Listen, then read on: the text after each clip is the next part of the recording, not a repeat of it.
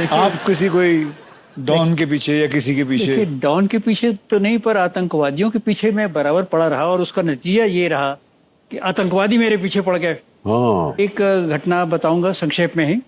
मैं नागालैंड में था और उन दिनों नागा विद्रोही पहले तो पाकिस्तान अपनी फौज भेजते थे वहां से ट्रेनिंग और हथियार लेने के लिए।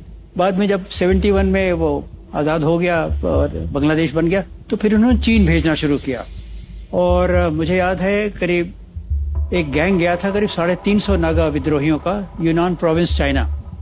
और ये लोग वहाँ करीब साल भर रहे और ट्रेनिंग करके हथियार लेके बड़े सोफिस्टिकेटेड वेपन्स लेकर ये आए।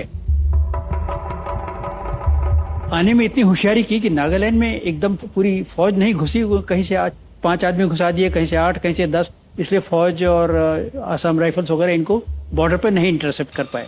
पर नागालैंड में घुसने के बाद ये एक जगह हाइड आउट में अपने चले गए। अच्छा, सबको मालूम था कि नागा विद्रोही आ गए हैं और ये कहीं कैंप कर रहे हैं, पर कहाँ कैंप कर रहे हैं किसी को पता नहीं। अब भारत सरकार भी परेशान। तो वहाँ GOC 8 माउंटेन डिवीजन कोहिमा के पास होते थे, उन्होंने मुझे बुलाया कि Prakash, I want intelligence about that. तो फिर मैंने अपने सोर्सेस को लगाया। 1 महीने में सारी जानकारी मुझको मिल गई कहाँ हैं, और फिर मैंने अपने सोर्स के द्वारा गाइड्स भी ले लिए। फिर जनरल रॉली थे उस समय 8 माउंटेन डिवीजन, तो उन्होंने जैसे इन्फॉर्मेशन मैंने दिया, मैंने कहा सर गाइड्स भी मैं दूंगा। तो उन्होंने पूरी एक ब्रिगेड डिप्लॉय किया। तो उन्होंने कहा इसको तो मैं अटैक करूंगा।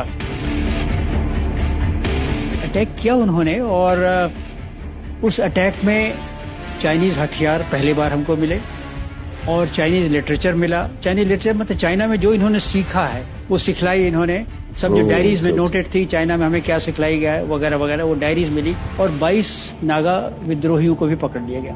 और इस घटना के बाद नागा विद्रोहियों को ये बात बड़ी खटकी कि हमारा सीक्रेट कैंप कैसे आउट हो गया, यहाँ पे फौज कैसे हमारे पास तक पहुंच गई और हमको अटैक किया। अब उन्होंने भी, उनके भी सूत्र होते हैं, उन्होंने सब पता करना शुरू किया। मालूम किया कि सब प्रकाश सिंह इसके सूत्रधार हैं। तो उन्होंने कहा अब इस आदमी को छोड़ना नहीं है।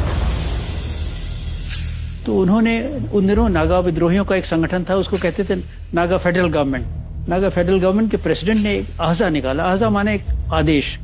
उन्होंने निकाला कि ये प्रकाश सिंह ने यहाँ इस कैंप पे हमारे पे अटैक करा था, अब he has to be disposed of.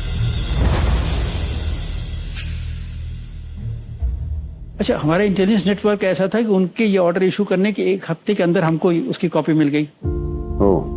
फिर मैंने भारत सरकार को तुरंत मैसेज भेजी कि देखिए ऐसी ऐसी बात है, ये आपकी सूचनार्थ है। भारत सरकार में लोग परेशान हो गए। डायरेक्टर इंटेलिजेंस ब्यूरो ने कहा तुम पहली फ्लाइट लेके दिल्ली आओ।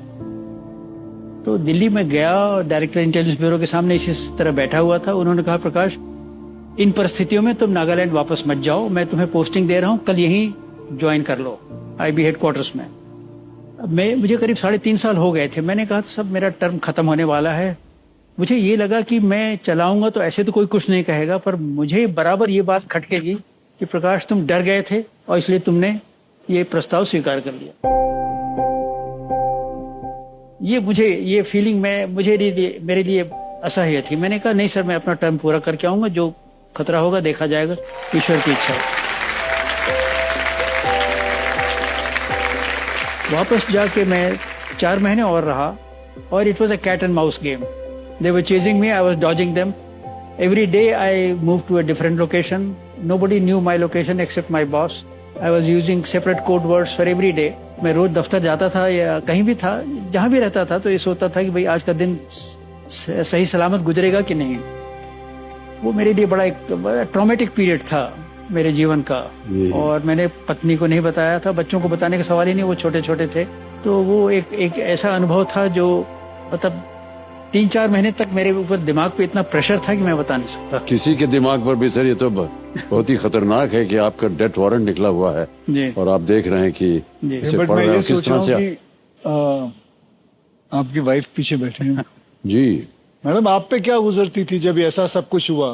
हमारे हस्बैंड ने तो बताया नहीं था मुझे, लेकिन रोज कहीं जाते थे तो इनके गाड़ी के नंबर बदल जाते थे और ऐसे थोड़ा थोड़ा जैसे लगता था कि किसी ऐसी जगह जा रहे हैं जहाँ खतरनाक जगह है।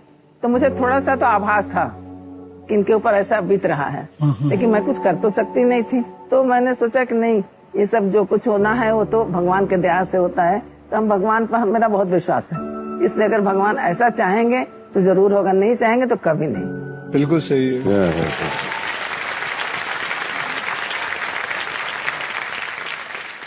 आप देश के लिए काम कर रहे हैं सर जी। और हम लोग आज यहाँ सब सुरक्षित इसलिए बैठे हैं क्योंकि आपने देश के लिए काम किया है।